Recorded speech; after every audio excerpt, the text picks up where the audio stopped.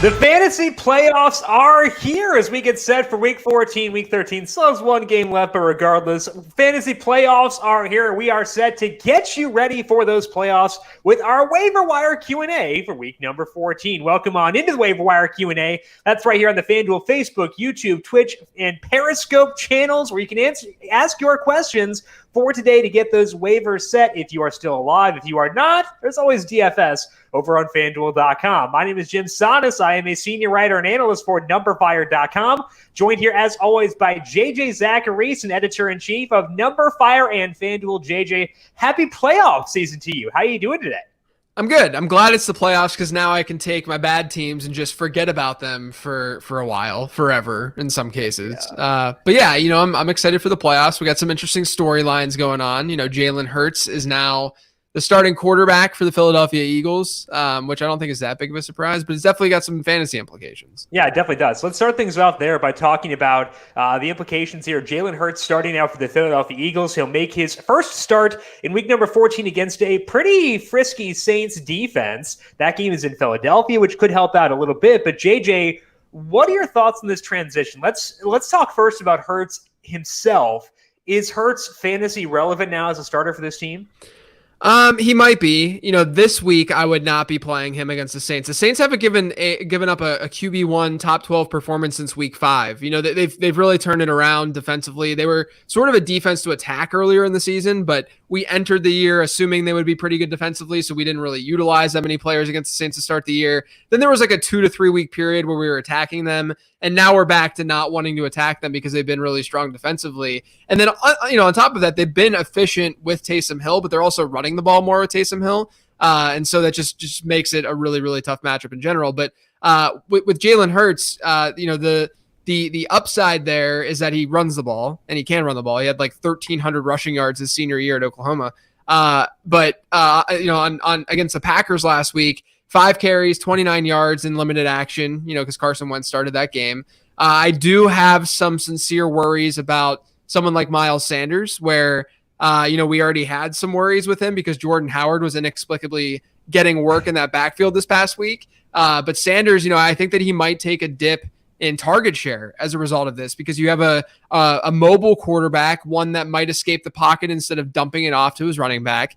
It's a little bit anecdotal. There's been some data that suggests that more mobile quarterbacks, they're good for rushing effectiveness, but not so much the receiving out of the backfield for those running backs. So it might help for the rushing effectiveness. I think that it's going to help for the Eagles offense in general because the offensive line has been so bad. But I would say overall with the players in this offense, maybe bump up the wide receivers a tiny bit, but not enough to make them locked and loaded starters. And then I would maybe bump down Miles Sanders from a PPR standpoint. But I do think there's a little bit more intrigue of him being a little bit more efficient than what he was. I mean, last week in the perfect matchup for this rushing attack, they didn't do anything, right? Yeah. And so hopefully this can at least, spark that a little bit. But again, we're staring at the Saints this week. And that is not a team that you want to run the football on to begin with. So definitely bump down Sanders for a lot of reasons. But, this is one of those scenarios where, Jalen Hurts was in my 15 transactions column as someone to add, but not to play this week. I would not be playing him more than likely against the Saints. But over the next 2 weeks, they get Arizona and Dallas, 2 decent matchups. You could play him in those spots as long as he does okay this week and we see how mobile he actually is. I think that's a concern too, because obviously the mobility will be there, but the one downside of Jalen Hurts at Oklahoma is that he took a lot of sacks. He took the most sacks among relevant quarterbacks in the most recent NFL draft class. He held the ball a really long time, and you can't really do that against this Eagles or behind this Eagles offensive line. We saw that against the Packers. He took 3 sacks on 15 dropbacks. That'd be my pretty major concern. And I think I'd also agree with you that, it's hard to feel great about Miles Sanders and if he gets additional efficiency because Miles Sanders is running the ball really well all year, but the Eagles coaching staff didn't run the football, so it didn't matter. And so it's hard to know who really benefits here. So I think that kind of what you said, maybe you bump up the wide receivers, but I think that we kind of use week 14 as an evaluation set. We should not expect Jalen Hurts to feast here, but if he's okay against a really good defense, that's going to give us really good data for week 15 and beyond. So we use week 14 as an evaluation, not just for Hurts, but also for the other guys in this team. Hopefully you can afford to do that. Hopefully you got to buy so you can, let things ride out here. But it's going to be tough to feel good about them, at least for week 14. All right, let's talk about some other situations here. Daniel is wondering if there are any end of the bench, high upside players you'd be looking to add heading into the playoffs here. We talk a lot about handcuffs this time of year, JJ. The problem is that the handcuffs right now are kind of muddy because the obvious guys we had earlier in the year, like Tony Pollard, Alexander Mattison, have lost their luster, for Dak Prescott being out. Mattison had an appendectomy. So those guys are kind of out of the equation. Are there any guys you might slide in there as being guys you're looking to add now on the chance they can give you upside for the final couple weeks? Yeah, look, if you're looking for upside in general, you're not looking really this time of year for wide receivers. You might be able to get a spot start here and there from these guys in the playoffs. If like you're in a shallower league and like Brandon Ayuk is on your waiver wire, then sure, go get Brandon Ayuk. I tweeted a stat earlier today that over the last 4 weeks, or over his last 4 games, I should say, because he missed some time. But over his last 4 games, he's been a wide receiver 19 actually, or better in every single contest, almost a 29% target share over that time. So like guys like that, if they're on the waiver wire, sure, go pick them up. But yeah, you're not going to find wide receivers really to fit the mold. But if you can get backup running backs, as you noted, there aren't really that many locked in handcuff or backup running backs that I really care about right now. I mean, it's just really hard I think you should still be rostering Alexander Mattison, even though they have a tough schedule. And in the last time we saw him, he didn't get that much receiving work. And I still think you should be rostering Tony Pollard because, obviously if Zeke goes down, then he'll see more work, but it's just not as attractive of a situation as we saw at the beginning of the year when Dak Prescott was quarterback. So yeah, I mean, I don't know if I have like a really easy go-to answer for this because I don't, even in my 15 transactions column, I called Boston Scott a drop because if something were to happen to Miles Sanders, not only has Miles Sanders not been very good, but now you have Jordan Howard, who's probably going to split carries with Boston Scott if Miles Sanders gets hurt. So to me, it's just we're not in this like situation where there's going to be these clear-cut guys who step in and do something fantasy relevant. I think that what you want to do is just go down look at the standings, look at good teams, and try to find which guys could benefit from changing situations on those teams. Just try to find teams that are good, because that's why we're crossing off, not crossing off, but lowering the appeal of Tony Pollard. Try to find good teams that may have situations that could open up, and try to get guys in those teams. Those are the place you can find upside, is mostly within teams that are going to score points. Joey is looking for some love for Michael Thomas. He says, I don't understand the Michael Thomas or why he's not getting any love aside from cap touchdown upside. His usage in this offense with Taysom is best in the league. He is so safe. Now, not sure if I would go with the best in the league claim when Tyreek Hill is someone who exists and Devontae Adams exists on teams that want to throw the football. But what's your outlook for Michael Thomas going forward, assuming that Taysom Hill does start once again in week number 14? Yeah, look, I don't think we can just brush aside the fact that he doesn't have the same amount of touchdown equity as what we're going to get from a Devontae Adams or a Tyreek Hill. I think that's incredibly important, right? But then on top of that, we only have this like 1 game sample really of Taysom Hill throwing the ball a decent bit. And it was against a defense that has actually been decent at stopping the run this year, and they've been horrifically bad at stopping the pass. So I'm not that surprised, that New Orleans went with a more pass-heavy approach as opposed to 2 weeks ago, or I guess 3 weeks ago now, where Taysom Hill got his first start against Atlanta. Is it that surprising that I think he only threw the ball 23 times in that game? Not really, because it was his first start. Now it's his third start. They threw the ball a little bit more, but the matchup, dictated that. So, I don't know that we're going to see 37 pass attempts again from Taysom Hill as long as he's under center. And even if Michael Thomas is seeing this like 40% target share, as you noted, sure, he has a high floor. He's fine. Like Michael Thomas is fine, but I don't know if the touchdown ceiling is really going to be there. And that's why he's not in that same tier as a guy like Devontae Adams or a Tyreek Hill. Yeah, I think that's kind of the thing here is like the floor is good, but the ceiling is the issue. And I think that matters a lot when we have guys who do those ceilings at the same positions. I think that's worth noting there for Michael Thomas. Joey also asked, who should I prioritize if I need a tight end for the playoffs? Logan Thomas or Mike Gesicki? Both these guys coming off really good week number 13s. Thomas had 9 catches and a touchdown late.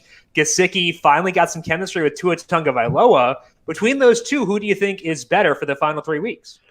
That's tough. That's really tough. I think I'm going to go with Gesicki. Yeah. I just think that he has a little bit more upside because of the player that he is. I mean, he made some crazy plays in this past week. But yeah, I mean, I think that he has a little bit more touchdown upside. Logan Thomas, I'm a stan. I'm very happy that he did what he did yesterday. But I think Gesicki's just in a little bit of a better spot overall with, Alex Smith being under center for Washington. I think that the tiebreaker, you could just look at quarterback. I think there's more upside with Tua. And the thing too is like Gesicki, neither guy has like a great floor because they're tight ends, but Gesicki has like kind of like weak breaking upside, which you don't find at tight end because he gets so many high leverage looks. And I think that's a good thing for Gesicki too. The Aircus is asking, what defense should I pick up? The Cardinals, the Saints, or the Chiefs? Chiefs are facing the Dolphins. Saints get Jalen Hurts and the Eagles. And the Cardinals are facing potentially Colt McCoy, but maybe Daniel Jones. Which defense would you prefer there? I would go New Orleans. I still think New Orleans is in a great spot with Jalen Hurts under center. I mean, Philly's been one of the best matchups for opposing defenses when looking at adjusted points allowed to defense, and that's not surprising because the offensive line has been horrific. They've taken a ton of sacks. They've turned the ball over a lot. So the matchup is there technically. I know that Carson Wentz isn't under center, but I'm not looking at Jalen Hurts as someone who's going to step in and just light the world on fire. I don't think that's the way that we should approach this. New Orleans, like I said earlier, they've been playing a lot better the second half of the season. So I'm going to go New Orleans. I think they're both the highest floor and ceiling play of that group. I would agree with that as well. They could become more rush heavy, but like they've shown that they don't want to run. They made that very obvious. So trust what they have shown us so far. Showtime, or actually, let's go to Grim Fan here. Also got this question on Facebook from DJ. Is Ty Johnson worth picking up? Obviously, Frank Gore, we don't know his situation for week 14, sustained a concussion in week 13, but Ty Johnson played well. And when you play well on a bad team, it's more likely that you're in playing time. So how are you feeling about Ty Johnson, given we don't know the status of Gore heading into waivers? Look, I think Ty Johnson is not bad. Even last year, whenever we had that whole situation, he was like one of the biggest waiver wire ads of the year. I still think he's not a bad running back. He had 71% of the team's running back rushes when Frank Gore went down, which was the first carry of the game for him. So he had 71% of the team's running back rushes this past week. And the good part is that unlike, a guy like Peyton Barber, who you might be wanting to add off the waiver wire this week because of this Antonio Gibson injury, Ty Johnson saw work out of the backfield as a receiver. Whereas that J.D. McKissic is going to steal that work in Washington, because I would argue it's probably a comparable enough offense, with Washington and New York in terms of just like fantasy output and what we should expect. So with Ty Johnson, if you look at Gore missing time versus Gibson missing time, I would probably, lean Gibson missing time over Gore, but I think that Johnson still gives you more upside than what a guy like Peyton Barber would give you. And it's real. I mean, that's really what you're looking at off the waiver wire this week at running back, unless like Cam Akers is still out there. So I think Ty Johnson is worth adding in case, this concussion lingers. And Ty Johnson also has some juice. Like he was returning kicks to the Jets earlier, and like he's looked good. So I think that's valuable too. Showtime Mahomes 15. Don't think this is Patrick. I have a 2-part question. Should I pick up T.Y. Hilton and drop Sammy Watkins or Antonio Brown? That's the first question here. So would you pick up T.Y. Hilton? And if so, would you drop either Sammy Watkins or Antonio Brown to get it? So I would not be dropping Antonio Brown. The Bucks have a really good schedule in the fantasy playoffs, and Antonio Brown's only had one bad game. Like let's relax for a second. I know they didn't play this past week, but the week before that, AB didn't show up. What was it against? That was the Chiefs game. Yeah, the Chiefs game, right? It was 2 weeks ago now. Yeah, Chiefs game. Sorry, I had to think they really. Yeah, me too. Anything past week 13 is just gone by this point in my brain. So look, AB's target share dropped a good bit. I think it was under 10% in that game, and Mike Evans was, getting his, and Chris Godwin was still getting his. But up until that point, AB was basically completely comparable in terms of looking at air yards, deep targets, target share. Really wasn't anything different in terms of usage versus Mike Evans and Chris Godwin.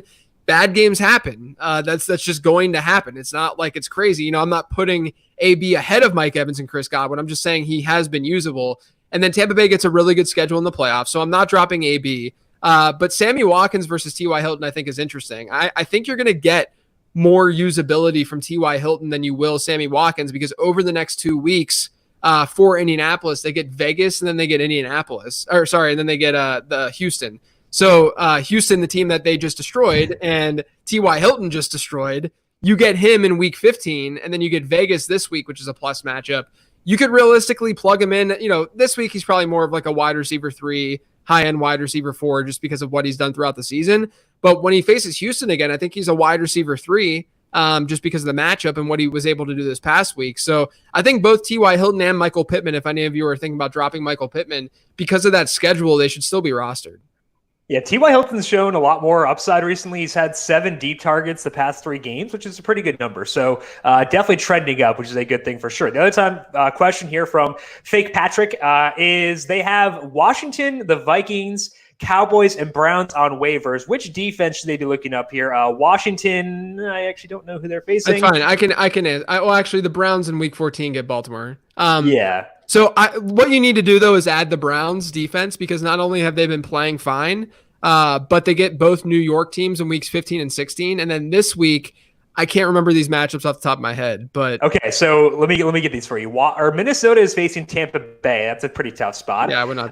The Cowboys get whatever the Bengals decide to throw out at quarterback this week. Browns get Lamar Jackson and the Ravens, and Washington is going up against San Francisco and Nick Mullins. I'd probably play Washington. I would agree with that there. Okay.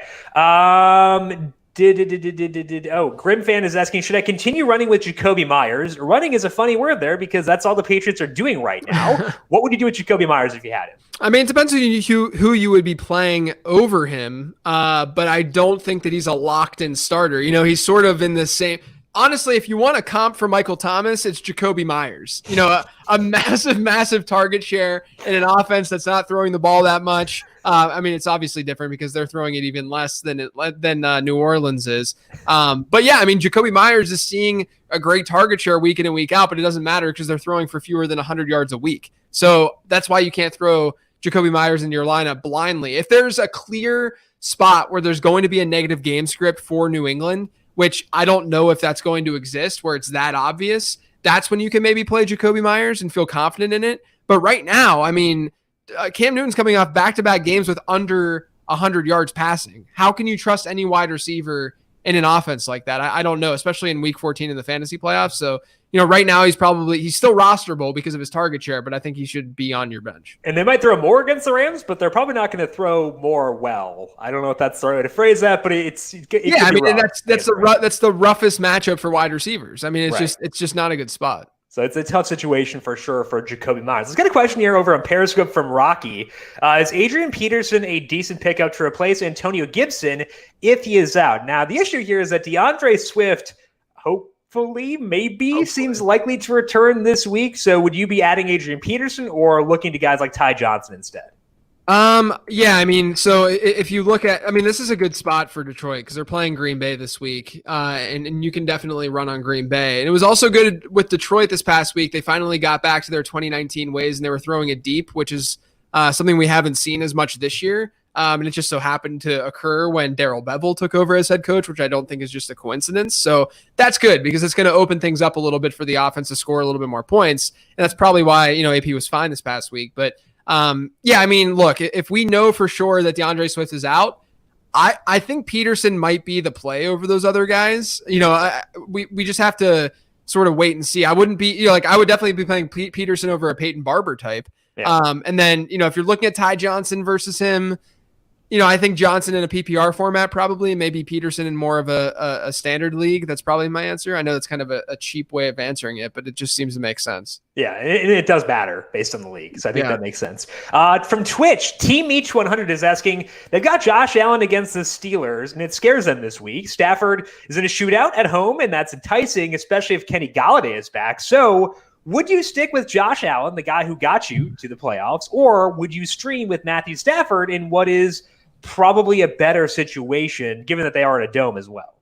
Yeah, I'm trying to look up on FanDuel Sportsbook right now and see the total for the Lions team is 55.5. I know because I've been drooling over it for most of today. Yeah, I do my research a little bit later in the week than you do. And 46.5 is the Steelers Bills game.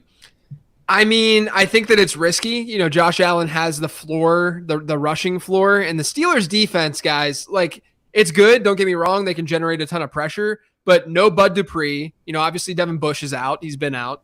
And I think the secondary is beatable enough. So I'm not overly concerned. I wouldn't be shocked if that Steelers-Bills game hits the over, to be honest with you, because there's going to be a lot of passing in that game more than likely. But man, I don't know. Do you have a strong read between Allen and Stafford? I think the issue that I have is that Josh Allen, I had concerns about him before Monday night's game because the 49ers defense is trending up. They were getting healthier, but then he went bananas against them. Yeah, exactly. So I feel like he didn't erase the concerns that I have about him without John Brown in tough matchups, but he at least made it a lot easier. And we know that Josh Allen has a tremendous ceiling. It's not as the Packers' pass defense is bad. They're not elite by any means, but they're not bad. So I feel like I'd be going with Josh Allen there. No, I think so too. I think the odds that you regret it are much higher if you go Josh Allen or if you go Matthew Stafford than if you go Josh Allen. So I think neither of us would be shocked if Matthew Stafford outscores Josh Allen this week. I think there's a heavy overlap in their projections. If you really don't want to use Josh Allen, trust your gut. Trust yourself at a certain point. But if it's me making that decision for my team, I'm going Josh Allen there. Yeah. On a related note, Derek Wilson is asking, is Gabriel Davis a must-have? We saw Davis have another nice game this past weekend. The target shares aren't really there, but he gets high leverage looks. So is Gabriel Davis a guy you'd be looking to add? Yeah, I mean, I'd add him as long as John Brown's out. But when John Brown comes back, Gabriel Davis isn't going to see the field all that much. So, it just depends on Brown's availability.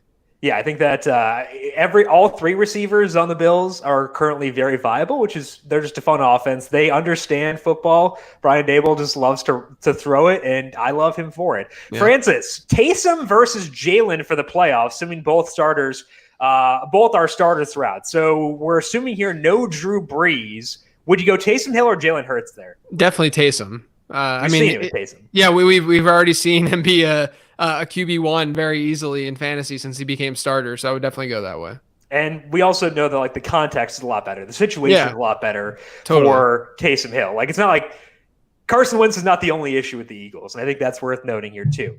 Darnell, low-key good defense options for week 15 and or 16. Cleveland is already rostered in his league. JJ, are there any other teams that stand out to you that you've noticed for weeks 15 and 16 as being good options, or was Cleveland the one that stood out to you there? I can pull up my sheet and give you a decent answer. Okay, we got a sheet for this. All right. But I know that Cleveland is definitely the one that I have been targeting. If I look at defense, let's see. We have Baltimore. They're probably not available. Buffalo has a decent week 15 and 16. At least my sheet is telling me that. So let's see because Buffalo might be the Jets at some point. Yeah, so Buffalo might be dropped too in some leagues because they're playing Pittsburgh. They get Denver and then New England, so that makes sense as to why the sheet is saying that. And then Cleveland, as we just noted, it looks like Philly has decent matchups, and I think that's true because back in the day when I didn't mind this offense, I didn't mind Miles Sanders in the schedule. You get Arizona, which you probably can't play, but then you can play them against Dallas in week 16. Which is a little bit risky, but the defense, the Philly defense hasn't really been the problem. They were fine this past week. So those are the ones that popped out, at least on this sheet, that I look at and work on. But Chicago's another one if they're out there, but they're likely not. If you can't get any of those defenses though, I think that you can just string together a couple and just play one in week 15 and then play one in week 16. Yeah, the situations where you roster two defenses are the ones where it gives you a legit advantage. If it's kind of wishy-washy like that, then just you ride a bench piece, pick up an upside piece like one of those running backs we were discussing before, maybe use that instead. Francis, Austin Hooper versus Dalton Schultz for the playoffs. Tight end stinks, JJ. Who do you prefer between those two? I guess Austin Hooper. Because Hooper's in a functional offense. That's and they've got the schedule for sure. I would probably go with Hooper, but I think that I'm not very confident in that. Darnell is asking, would you rather have Kareem Hunt, Latavius Murray, or David Johnson the rest of the way? Kareem Hunt hasn't had the best workload recently. He did get a lot of work in garbage time in that Tennessee game, but it was heavily skewed towards Nick Chubb initially. So you'd rather have Hunt, Latavius, or David Johnson for the final couple weeks? So here's the thing. I think that if you were to project these guys, the player that you would want would be David Johnson. And if you look at their schedule, not a great matchup this week against the Bears, but they haven't been as strong. And then the Colts and the Bengals, and he was fine against the Colts this past week. He found the end zone at least. And then the Bengals in week 16 is a good matchup. So, given the way that they've been using Kareem Hunt, And even, I mean, we even saw Nick Chubb get a double-digit target share over the last couple of weeks. So I would probably lean David Johnson here, but I think Kareem Hunt is right there. And I might still prefer Kareem Hunt to roster, even though you're probably rostering all of these guys, only because he has that upside of, first off, I think he has more upside per game than David Johnson does, no matter what. But he does have more upside, too, if something were to happen to Nick Chubb. Yeah, I think that makes a lot of sense. We saw Hunt struggle earlier in the feature back rule, but that was with Wyatt Teller out too. And Teller is on the COVID-19 list now, but that was due to a close contact. He should be good to go for Monday night and then beyond that as well. Kenny is asking, is Mitchell Trubisky really the play this week? Phillip Rivers, Kirk Cousins, Andy Dalton are rostered. Wow. He has Taysom Hill, but the Saints are flirting with Brees coming back. So you got Taysom Hill, but there is a rough situation there with Drew Brees potentially playing. Would you add Mitchell Trubisky? Given that league seems to love rostering quarterbacks, if Andy freaking Dalton is already rostered. Yeah, I mean, I guess that I would play, I would probably play this week Trubisky over Jalen Hurts because there's just so many question marks with Jalen Hurts. And this game is not too bad for Trubisky. I mean, the Texans secondary has not been very strong, especially without Bradley Roby. If you look at the 2 games without him this year, you have Jake Luton throwing for over 300 yards against them, and then Phillip Rivers last week was pretty strong. Last week, Phillip Rivers was 6th in the NFL in expected points per play and success rate at quarterback against Houston. And then Trubisky wasn't horrific last week, if you remove that awful fumble towards the end of the game. But I would say that, I mean, I guess you just add Trubisky if you're really worried, but I don't think Drew Brees is going to play this week. I would be pretty surprised if he does. Yeah. Question here from Derek. He says, what's a low salaried $4,000 running back for week 14? Derek, how dare you? You're playing on the wrong site. Play on this one. The floor for running back is $4,500. So Myles Gaskin, $6,000. He is your guy for this week. Tracy, we'll do this as the final one. They asked to start sit question on Miles Sanders, but they also asked if they should pick up Cam Akers or J.D. McKissic, and that allows us to talk about Cam Akers. If Cam Akers is on your waiver wire, JJ, are you blowing the rest of your waiver budget to get Cam Akers, or how desirable of a situation is that? Probably. It's not as desirable, though, as people probably think because he's not seeing any work through the air. I mean, he's averaging fewer than 1 target per game. Yes, for the entire year. Literally the entire season. Yeah, so it's one of those situations where, he's probably like a low-end RB2, and he's fine, and he'll give you some production. And you got to hope that they give him more and more work. We've talked about this over the last couple of weeks on this show. You have to hope that they give him more and more work as the season progresses. Now we're towards the end of the season, where they need wins and they're going to play their best players, et cetera, et cetera. If he's on the waiver wire versus J.D. McKissic, I think that you can make the argument in a PPR format that McKissic would be the ad, that the guy that you would want more on your roster if you're going to utilize that player. But if you're adding a player just to stash and see what happens, then Akers would be the guy. That's kind of where I stand. I love Cam Akers. I hope that he takes over that backfield because I think he's a great talent. But they're just using Malcolm Brown a lot in those third down plays, so he's not seeing that much work through the air. I always want my running backs to catch passes. However, the Rams are a really good running team. They're a good offense with a great defense. That does help Akers a lot. But like you said, it's not as if this is a perfect profile. And also, we know that they can pull the rug out from under us at any time. They've done it so far. So I think that's worth noting, too, with Cam Akers. That is all the time that we have for today here on the Waiver Wire Q&A. But we will be back once again next week to get you set for week number 15 in the fantasy semifinals. So make sure you are subscribed to the FanDuel YouTube, Twitch, Facebook, and Periscope pages and get those questions in each and every time we stream. We have a Tuesday, Friday, and Sunday session. Friday is our snake draft live here with JJ, myself, and Brandon Gadula. And then JJ is with you on a Sunday at noon Eastern to answer your start set questions. JJ, I appreciate the time. Where can people find 15 transactions for this week? Yeah, so it's over on numberFire.com. That's where you can read it. But if you like to listen to things and you're not a big reader, it's on the Late Round Podcast, which can be found anywhere podcasts can be found. I feel seen, as you say, if you're not a big reader. This is me. I'm on Twitter at Jim Sannes, JIMSANNES. Big thank you to Calvin Theobald, our video producer, for running the video side of things here today. Thank you, Cal, as always. And thank you to everyone for tuning in. Good luck with your waivers. Good luck if you're playing the single game slate for tonight. We'll talk to you once again next week for the fantasy semifinals. This has been the Waiver Wire Q&A.